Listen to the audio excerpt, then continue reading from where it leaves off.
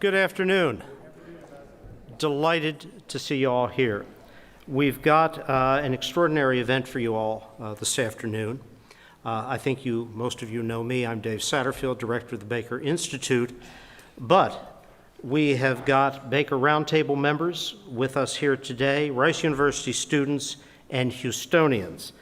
And those are the communities, the Institute, Rice, Houston, Texas in general, the nation, that this institute works to support. And we do that through encouraging, sustaining, shaping productive discourse, dialogue, exchanges, thinking on the most pressing issues that face this city, Texas, the U.S., and the world. Now, today, we're especially pleased to be able to host a conversation on a topic that hits literally right here at home, the Bayou City. Houston, as you all know, is the fourth, I suspect the third, largest city in the United States, and it is the nation's most ethnically diverse metropolitan area. It is in many ways accurately described as the shape of America, future of America, destiny of America. We're home to one of the youngest, fastest growing populations in the world. Now, Houston is, above all, an international city with ties, vital ties, existential ties for the city and its residents that stretch to all the corners of the world. We have 90 nations with consular representation, and I am told that is the highest total for any city in the United States, with the exception of New York, but they've just got the UN. We're a hub of industry, of energy, but not just energy, of healthcare, but not just healthcare, shipping, and above all, of dynamism and innovation. Simply put, Houston is the future, and today's discussion will focus on that future. I am delighted to introduce our two speakers, starting with tonight's moderator, Ed Emmett. Judge Emmett served as lead administrator for Harris County from 2007 through 2019. Previously, he was a member of the Texas House of Representatives and was nominated by President George H.W. Bush as Commissioner of the Interstate Commerce Commission. Today, I am very proud and pleased to say he is a fellow here at the Baker Institute in Energy and Transportation. Joining Judge Emmett is the Honorable John Whitmire. On January 1, 2024, he was sworn into office as Houston's 63rd mayor, and today marks his 94th day in office, so it is fair to take him apart completely. He previously served for more than 50 years in the Texas State Legislature as a representative and former dean of the Senate. During his impressive career in public service, he has worked alongside 9 mayors and 7 governors. And now we are delighted to have him with us here today to share his vision for the city of Houston. And please join me in welcoming Judge Emmett and Mayor John Whitmire.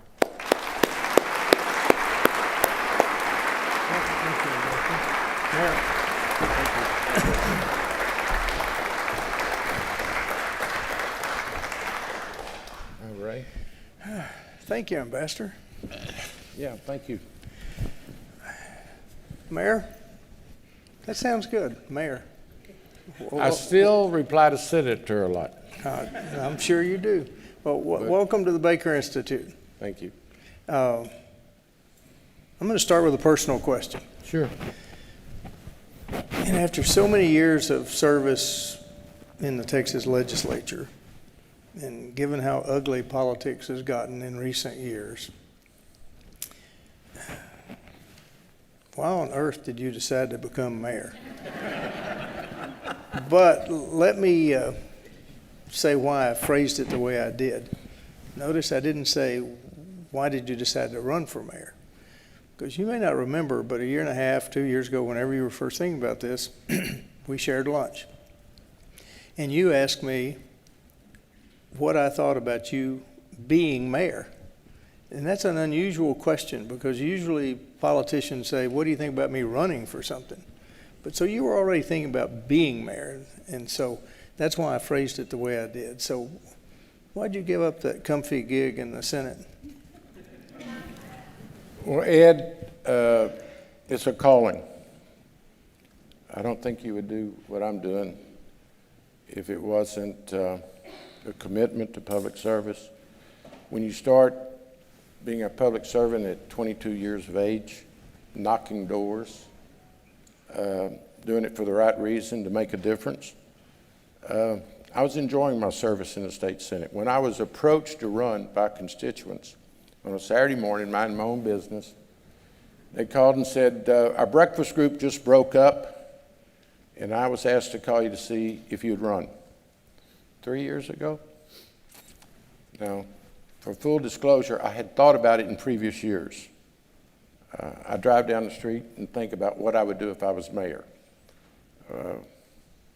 First day of school after COVID, Highland Heights Elementary in Acres Home, beautiful new school, beautiful kids, great program, everyone was there.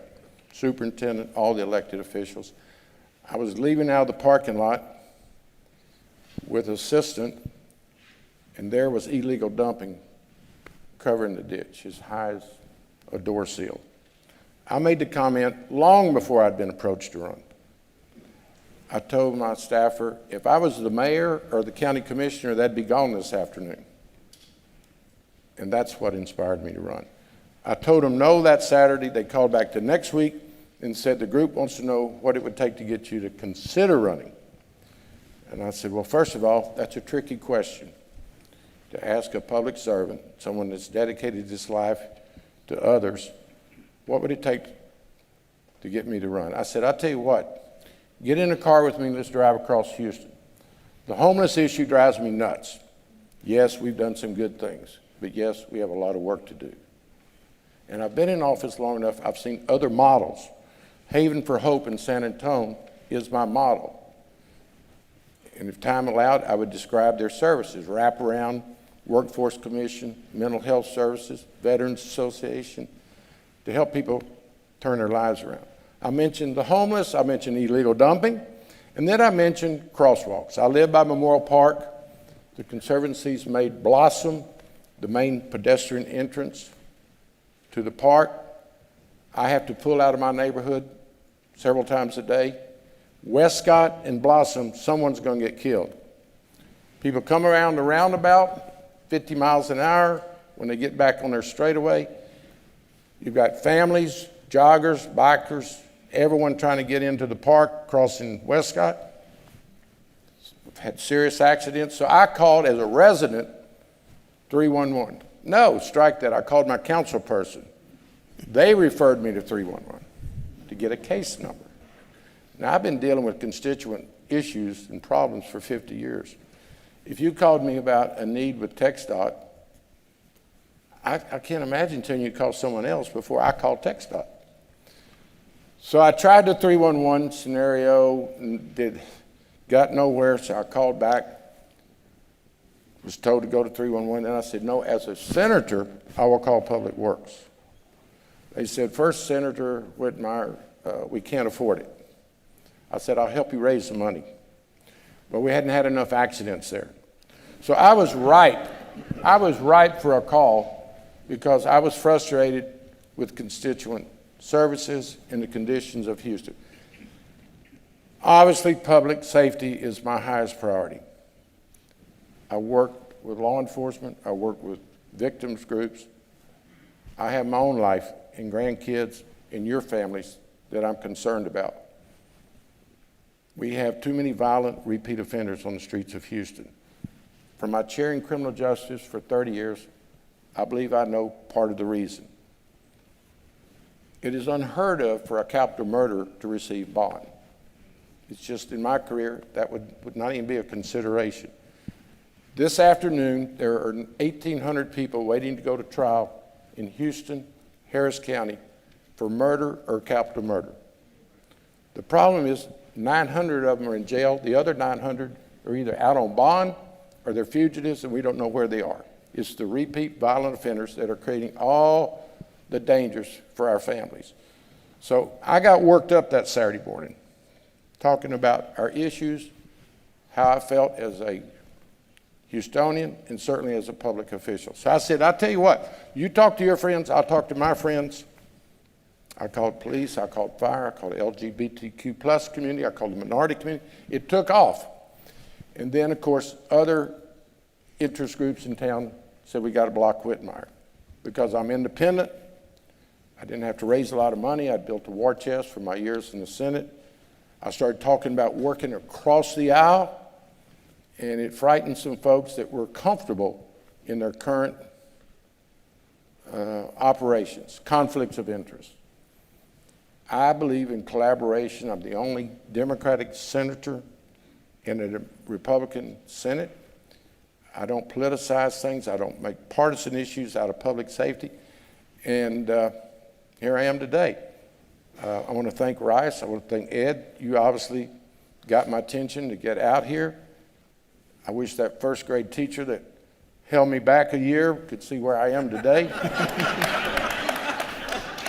I don't know where she is, but she did the right thing because it's worked.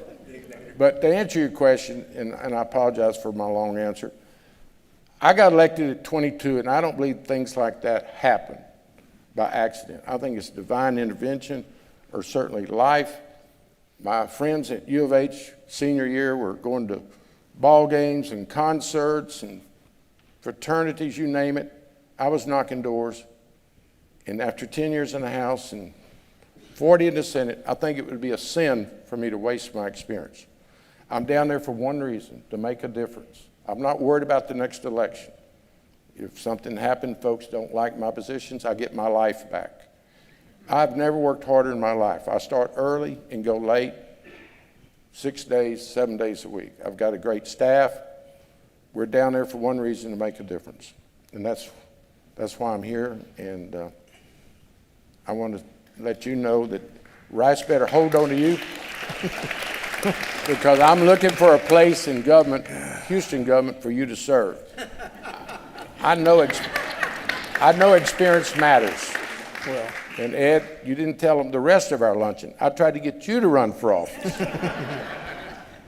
But anyway, Ed and I worked together in the legislature in the 70s.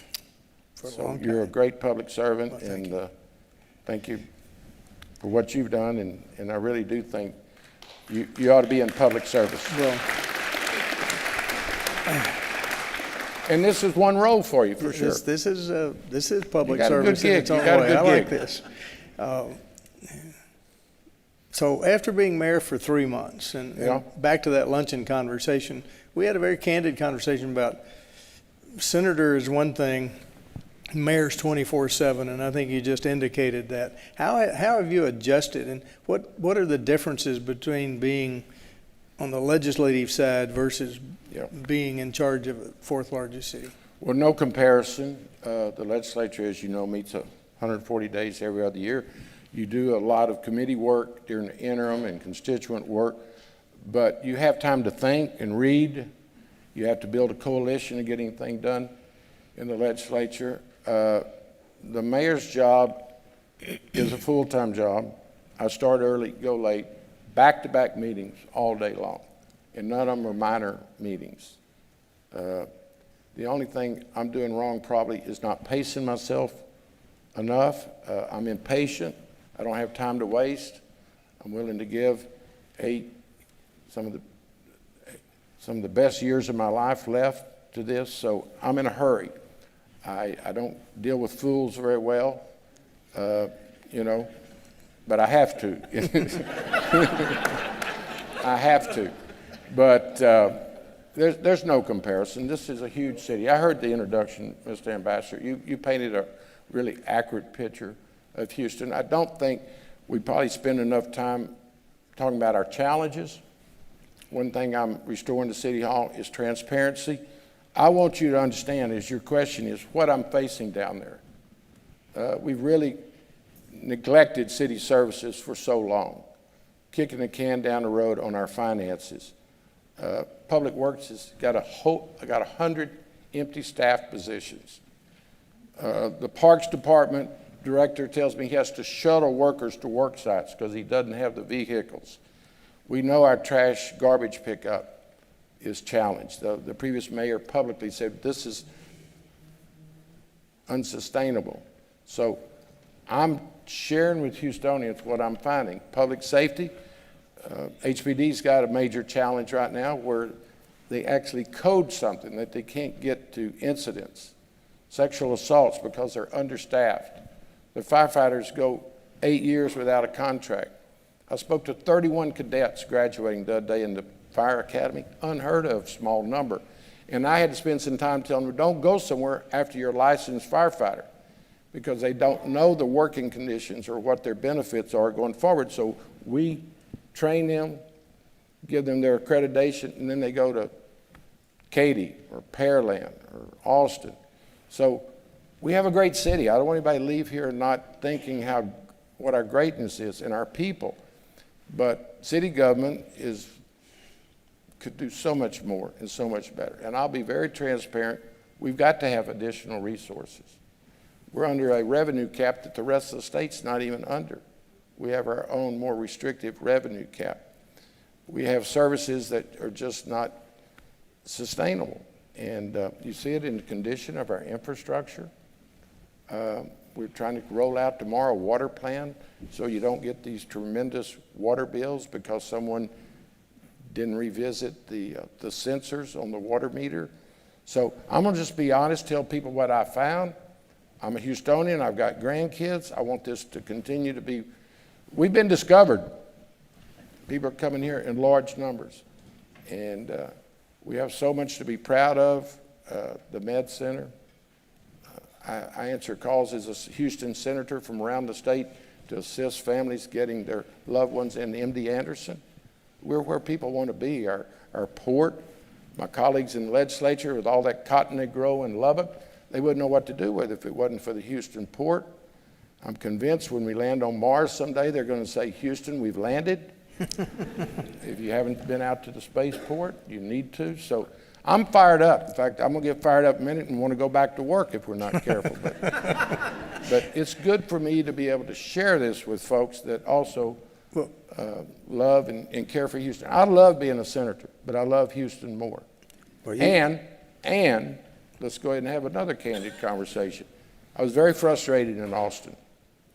When I went to Austin in 1973, we worked on public education, mental health, highways, water. They're not doing much of that anymore.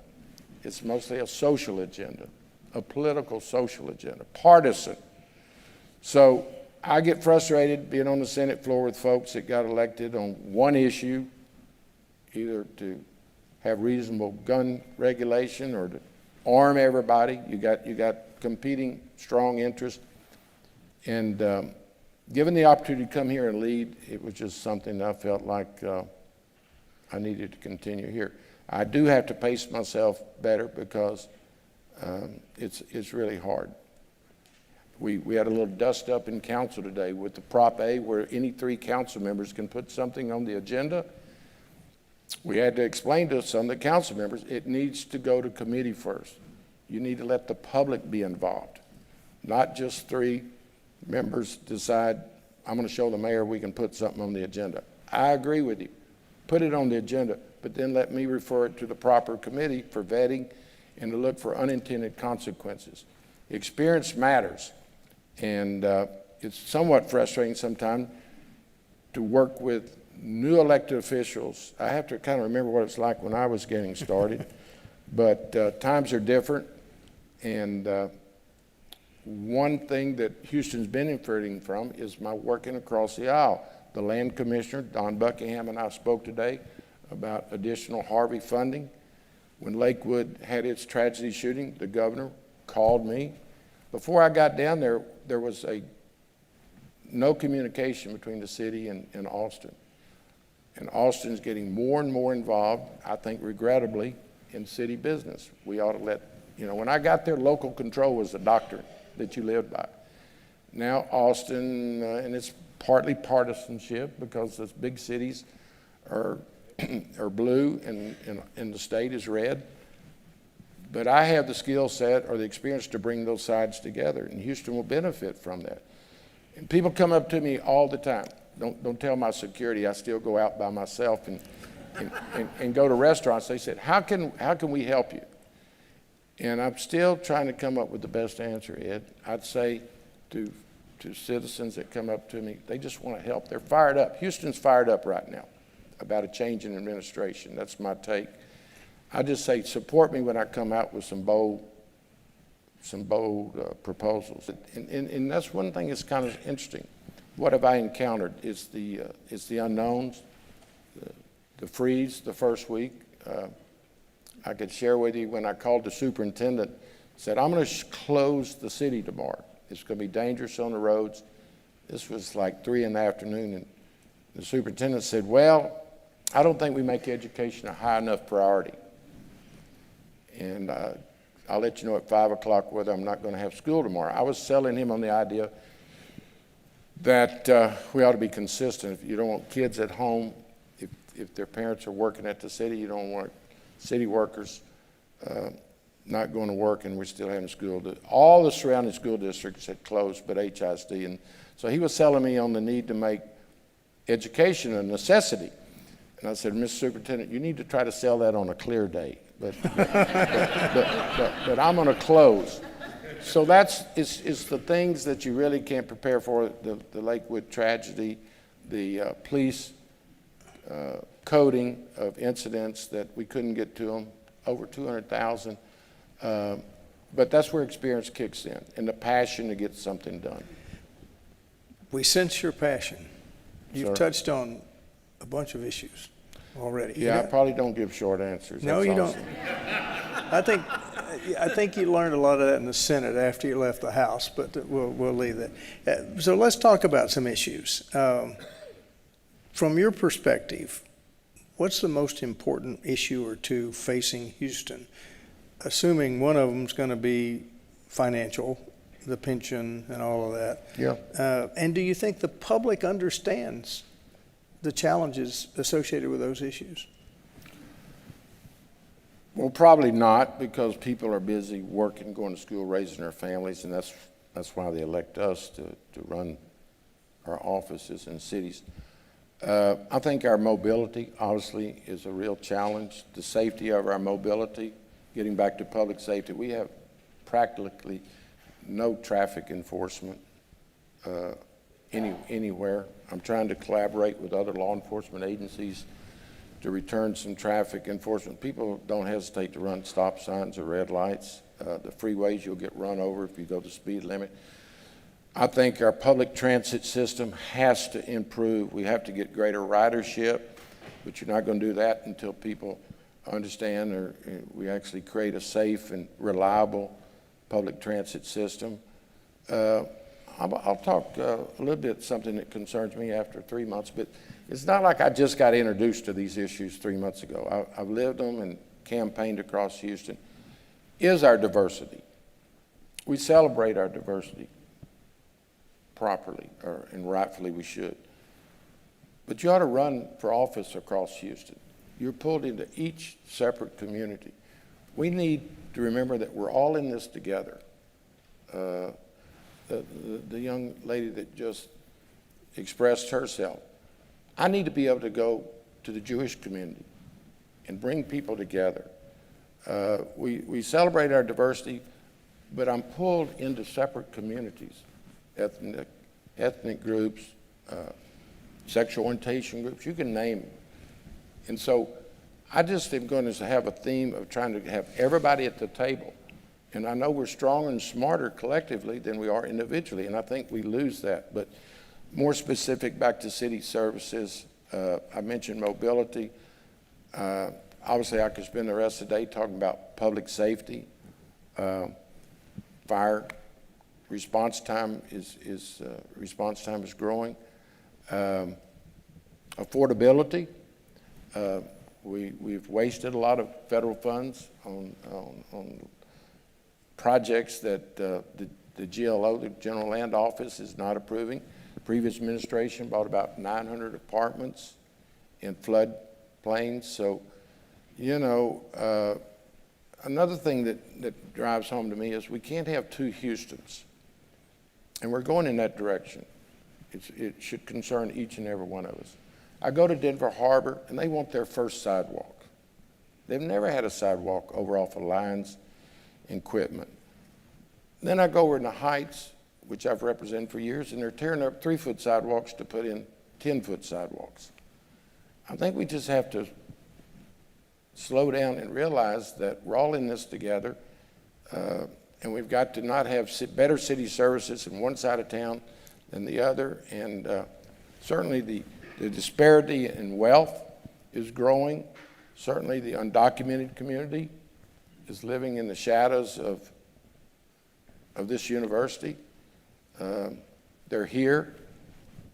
They're attending our schools. They're going to LBJ. So I go on a Sunday afternoon about 3 months ago, actually last fall, it'll be 5 months. A friend from out of town, I was showing her the diversity of our food establishments off of Westheimer, and I turned down Hillcroft to Shore Gulfton. And all the cars were coming towards me under West Park and turning in between some apartments. Being nosy and loving people, I wanted to see what was going on. So I turned in there, and as soon as I did, on the sidewalks are mostly Central Americans with their native foods, native clothing, having a great time. I parked, and then there was a flea market. I went in. Nobody would make eye contact. I think I must look like immigration or something. But there was their culture. There was their society. Their children, over-the-counter drugs, clothing, toys, foods.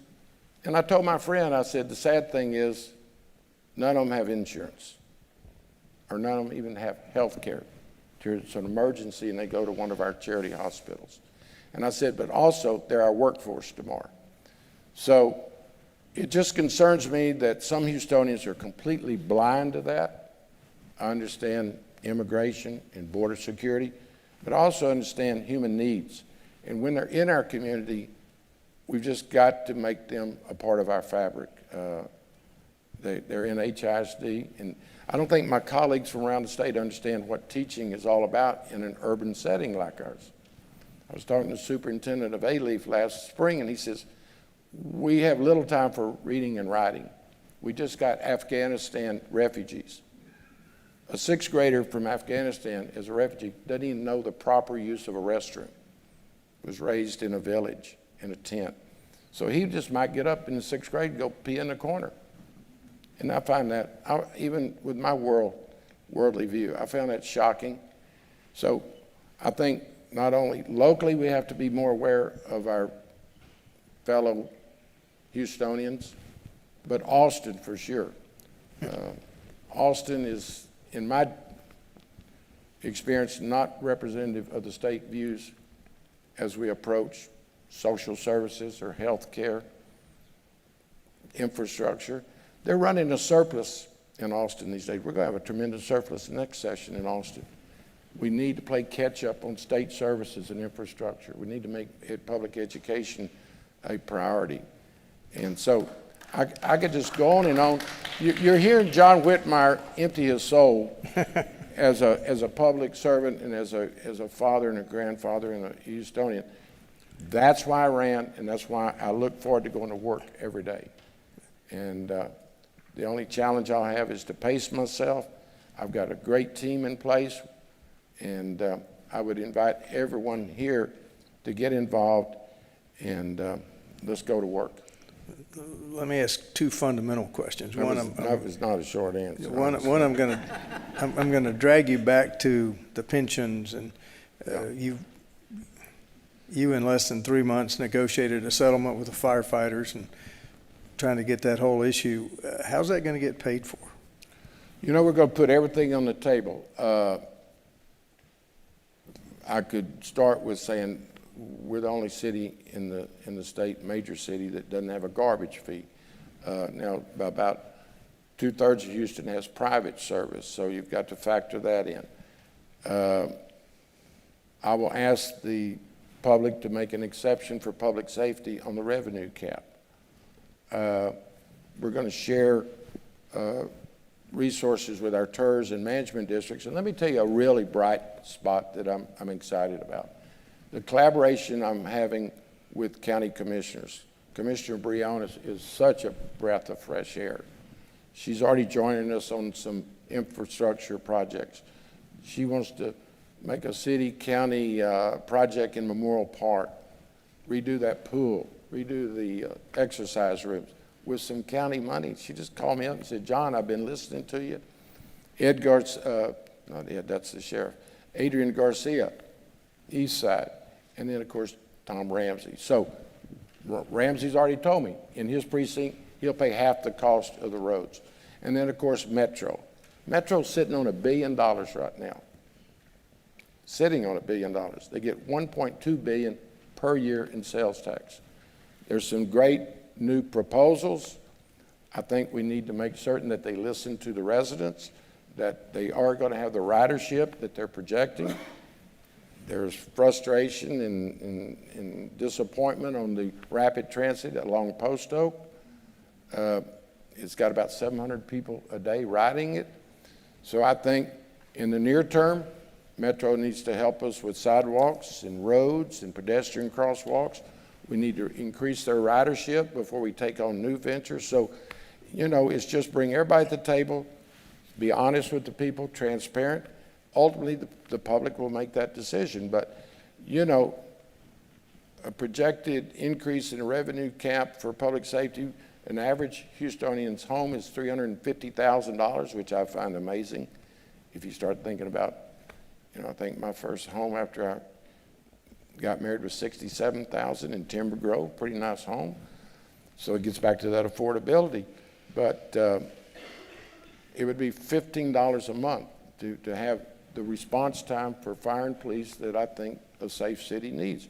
We're a great city, but we've got to protect our investment and go forward and be transparent. And you know, there's some franchise fees from the utilities that we can look at. You know, other cities have such resources we don't. Austin and San Antonio fund about 1/3 of their government through a utility that they own. I can go on and on. Houston's been boxed in. Part of the reason is the breakdown in relationships between Austin and Houston. I know for a fact because I know all the parties. Turner wouldn't talk to Abbott, Abbott wouldn't talk to Turner. Hidalgo won't make a call to a Republican state capital. They don't want to have nothing to do with her. Folks, we're suffering from those type of relationships. And it's already improving under me. It'll only get better because of personalities, largely. Since you... And wanting to get things done. I'm a can-do guy. Go ahead, Ed. Harris County has over 2 million people living in unincorporated Harris County. They have no ordinance-making power. They don't get any sales tax. The legislature is doing to the county the same thing they're doing to the city. How do you see the city and the county? You mentioned Commissioner Briones, and that's good. What about annexation, special districts? I mean, the county can't keep going the way it's going with providing. Dallas County has less than 10,000 people living in its unincorporated area. We have over 2 million. How's the city and county really going to work together as a unit? And beyond that, the region, HGAC and Prop B and all that stuff. And first of all, everything, if you don't remember anything else I say today, remember this: elections matter. So under that premise is, I believe Harris County in Houston has a great opportunity to cut out the duplication. You and I have discussed this. We don't need a Houston library system and a Harris County library system. We don't have the luxury of doing that. So we need to move in the direction of an urban government. We don't need a Houston park system and a Harris County park system. Even an animal shelter. You got a Houston, Harris County, and you ask, how am I going to afford some of these services? By cutting out the duplication and reaching out. I named 3 of the county commissioners that are already working in collaboration. I hope that grows. You know, Austin, getting back to elections matter, just believes in that they're not going to give the county ordinance making power. It gets back to, hell, they're trying to get involved in running the cities.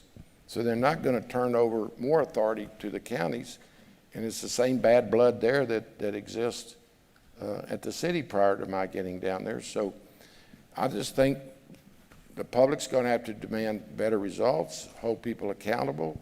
If you're playing politics with your money, that needs to come to a complete halt. But you know, at one time, I forget what the numbers were, that our unincorporated part of Harris County was like the 7th largest city in the U.S. And so it's a real challenge. You see, we have a great city and a great county, but we've got to prepare for our future. And that's, I mean, today, you take a snapshot, we all choose to live here. Most of us have a choice. I want people to not only work in Houston, I want them to live in Houston. Bob Lanier talked about it, parks to standard, sidewalks. We want people to not only work in Houston, but live here.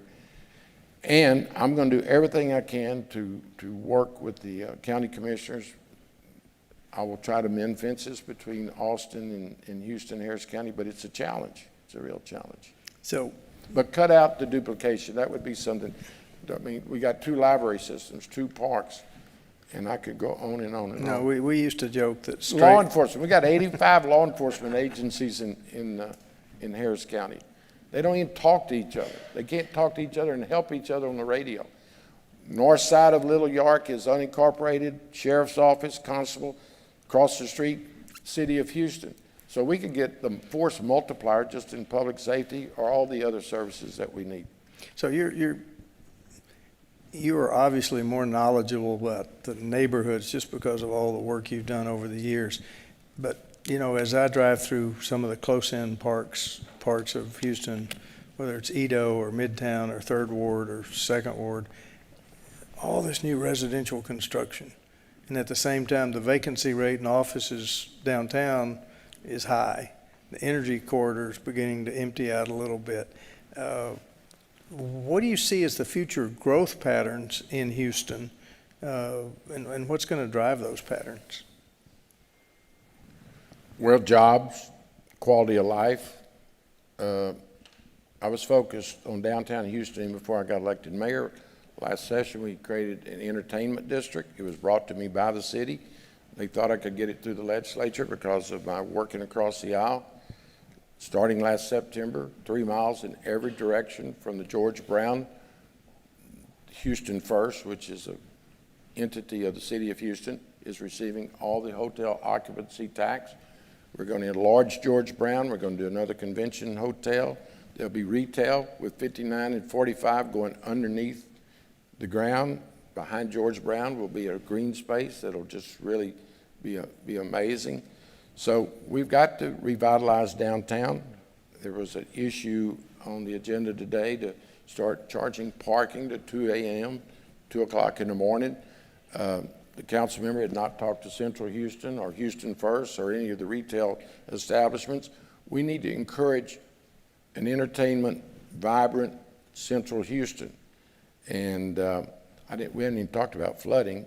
As I sit here and think about the energy corridor and how people are moving out there, British Petroleum and others have said one more Harvey and the flooding that they experienced, they're going to consider all their options. They don't have, international company does not have to be in Houston. So we need to improve our flooding. City needs to do a better job on maintenance. 2-inch rains will flood most of our streets or many of them, but it's the Barker Reservoir that needs to be strengthened where the west side of Houston doesn't get flooded at 2 in the morning without any notice. I know it was a tough call. You might have been in office then, I don't recall. Yes, I think I was. It was a tough call, but it was for the integrity and the survival of most of Houston. We've got to deal with the flooding. But back to your specific question. We've just got to make Houston safe and operate better, and people are coming in large numbers. It's amazing if you drive across Houston. I don't care where you go, the mid-rises that are just showing up on every corner. There's been activists at the city that are reducing some of our lane capacity, and I'm seeing the demand for mobility and safe pedestrian crosswalks.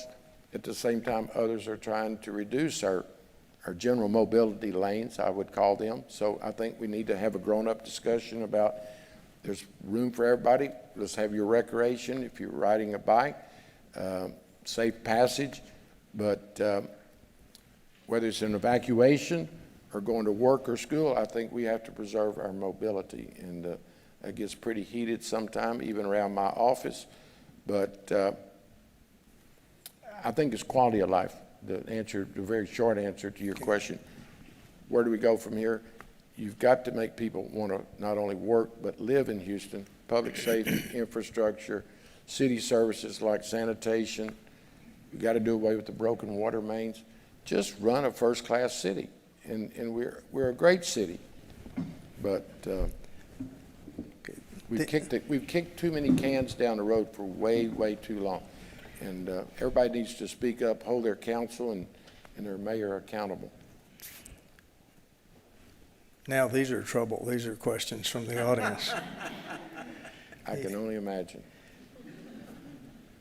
Let's start with, has your vision of what you want to accomplish as mayor changed since discovering the $230 million budget deficit? No. Good. That should not surprise too many people. I said it during the campaign. Resolved it at $650 with some ongoing, obviously, salary increases over the next 5 years. No. And like I think in the introduction, I've worked with other mayors. We have sold property. We've messed with the books. Houston's had an ongoing shortfall for years. And so I'm the first one that's laying it out and going to give us options. We're going to fix it for our children and grandchildren, or we'll continue to have poor services, but it's not going to serve our future. I mean, we've got to fix it. You've mentioned, and I'm going to paint the picture. If people don't like what I have to say in my proposals, then I'm sorry. I'm doing the best I can. I'm being honest. We're getting rid of conflicts of interest. I can't begin to tell you the wasteful spending I'm encountering, the drainage leaks and the broken water mains. They go out and give people $6 million contracts to repair them. The press, thank goodness for a free press, will go to the stated address of the contractor. It's an apartment project that no one will even answer the door. We're getting rid of all that. Now, what the total savings will be, not enough to run the city, but I'm going to scrub it, get rid of conflicts of interest, look for all available funds. If we still don't have enough, I'm going to tell you about it, and then I'll respect the public's views. But I have confidence in Houstonians. well, and that touched on one of the critical questions of where's the money going to come from to fix the infrastructure. You mentioned water, and I don't know the exact statistic, but several mayors ago, a mayor said as much as 30% of the water is lost before it ever gets to a residence. I don't know about or the building. percentage, but all you got to do is drive down the street, certainly during the drought and the broken water mains. I mean, it's everywhere. We're in a consent decree agreement with the feds. Water bills went up April 1st, 3 days ago, I guess, 10%, which was brought forward from the previous administration. So, you know, I had them redo Houston Avenue, somewhat controversial, but the first responders said they couldn't use the location at Washington and Houston, so I said redo the design. When they got started, the infrastructure below the surface was crumbling, broken gas line. So, you know, just look at it. We have a broken infrastructure. And so where are we going to get the money? I'm going to try to get Austin, the federal government, and then at the end of the day, we may have to we've always had pay-as-you-go in recent years, so we may have to do some bonded indebtedness to fix our infrastructure, but it didn't get like this overnight, and it'll take some years to repair it. But when I got a county commissioner, because he's willing to get things done, say, I'll share the cost with you, that is a huge step forward. It really is. This is I know criminal justice has been one of your passions for a long time, and you've mentioned a lot about it today. But the question is simply, does the mayor have any input on fixing the court system to get habitual criminals off the street? You can speak out, and I won't hesitate to speak out. It's too important. I have a responsibility to protect Houstonians. We have some serious problems at the county district court level, and I won't hesitate to speak out. The backlog has to be taken care of. They're waiting way too long. You know, it's getting old to blame everything on Harvey, but we still have some judges that are operating by Zoom. Try that on. It's a defense attorney, defendant's dream to just reschedule these offenses. When I said a while ago, 1,800 murders or capital murders waiting to go to trial, it's not fair to the victims. The evidence gets old, and the worst problem is many of these defendants are repeat offenders. So I'll speak out. We've got to get additional law enforcement involved. We've got to get to our forensics lab. The city of Houston, it takes a year to get a ballistic test completed so you can even prepare for trial. Nobody talks like this. You know, one safe, let me tell you what, you get me on a roll here. What really frustrates me is the spin that I encountered. One Safe Houston, the buyback of guns. There's not a crook one turned in his gun, I promise you. So we got to quit just dealing with sound bites. The cancer cluster relocation in Fifth Ward, there was no plan in place to do that. In fact, if you go talk to the residents, they think it's a land deal. That the developers at City Hall and their friends at City Hall were trying to get them to relocate so they could develop it. If you go over there, it's probably getting better city services and infrastructure than certainly Acres Home that I represent. So back to public safety, you got to call it like it is. We have some lack of resources in forensics. The DA needs additional resources, and partly some of the philosophy of some of the judges. Some of the judges are working hard and certainly doing a good job, but we have some judges that do not want to hold people accountable. I've been robbed at gunpoint in '92, January, begged a guy, mass robber in my garage on New Year's Day not to shoot me, my wife, and 9-year-old. He got 25 years. He didn't commit any crime after that. So I believe you lock up people you're afraid of, not those that you're mad at. You know, I believe in second chance. I led the nation when I was chairing criminal justice in treatment, drug and alcohol. Certainly mental health plays a major role. But if somebody puts a gun in your face, I'm not going to give him another try.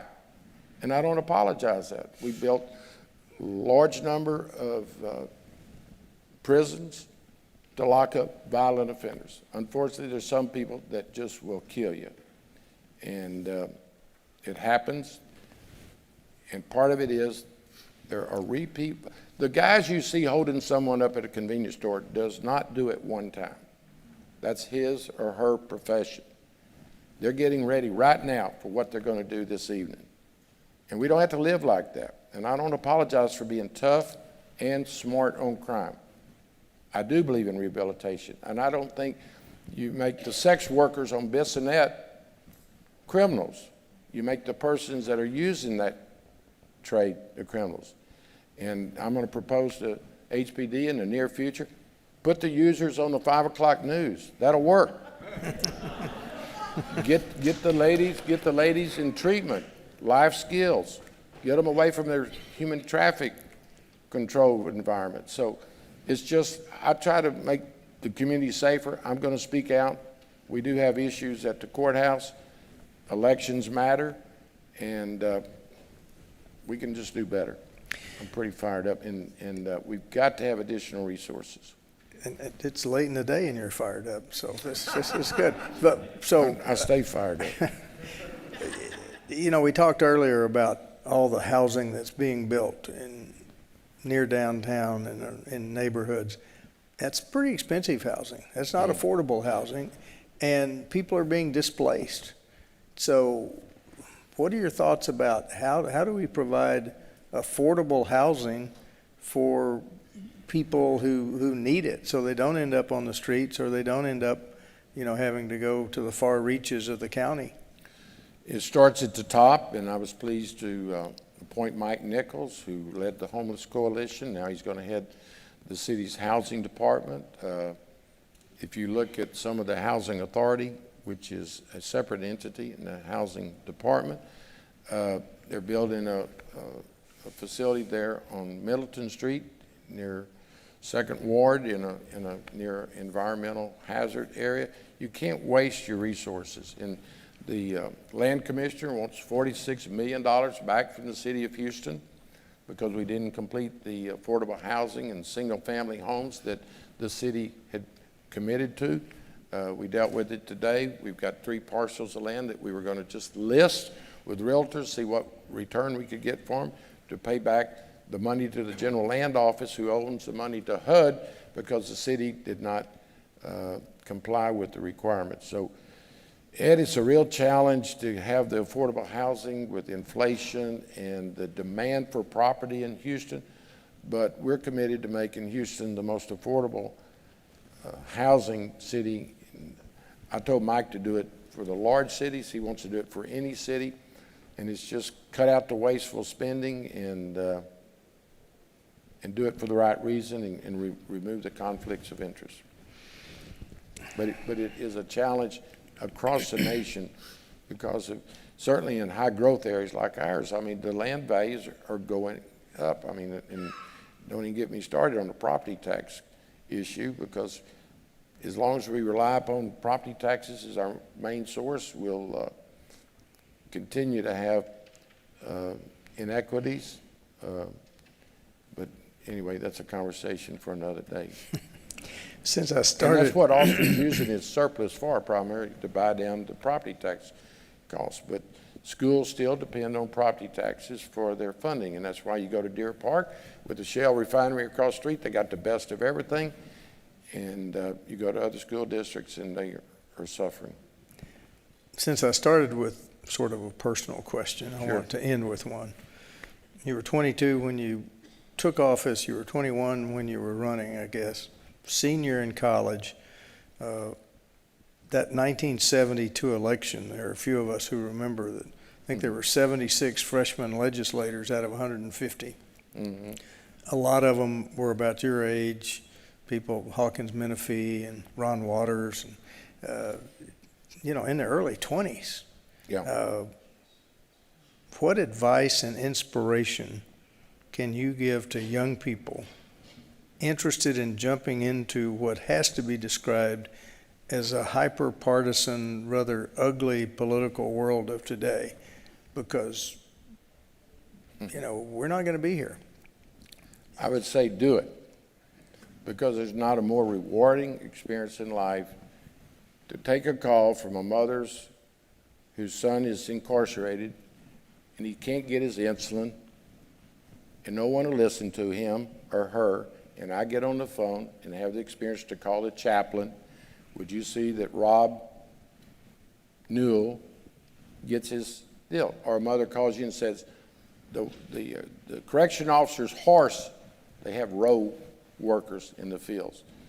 And my son says, if the correction officer has his horse bite my son in the back again, he's going to hit him with a hoe, which will lead to his death. If you like getting involved in saving people's lives and quality of lives, there's nothing like it. It is a high that you can't get. And I see Angela Blanchard, she knows exactly what I'm talking about. If you like to be providing basic services and seeing the smile on people's face and the genuine thank yous, it's a calling like none you'll have. One of the things somebody asked me the other day, what do you enjoy about your job the most? I walk through the halls of City Hall and I shake hands with everyone. The housekeepers, when I shake their hands, they can't believe it because no one's been nice to them. I was very fortunate to be raised. You treat people the way you want to be treated. And if you can do that as a public official, I take my time in restaurants. Anybody wants a picture, they get it. Because when I was a junior, I guess, at U of H, there was a state representative from Pasadena. We didn't have assigned seating, so I was a political science major, and I'll never forget, if you got to sit by this state rep, who, by the way, in all due respect to all the state reps, I'm not that impressed as much as, I'm not as impressed as I was when I was a 20-year-old college student. But if he sat next to me, that made my day. So I have to remember what it was like for me to meet my first public official. I have many friends that are state reps, senators, congressional people. So now they become my friends. And like I said, I've become a little desensitized to how great that experience is. But when I shake hands with people at City Hall, the housekeepers or folks that I meet in the public, I know I'm making their day, and it makes my day. So I still think Houston's greatest days are in front of it. I know my greatest days are in front of me because each day I'm still learning, and I'm going to use that experience and passion on behalf of the people that I want to put a smile on their face. Ladies and gentlemen,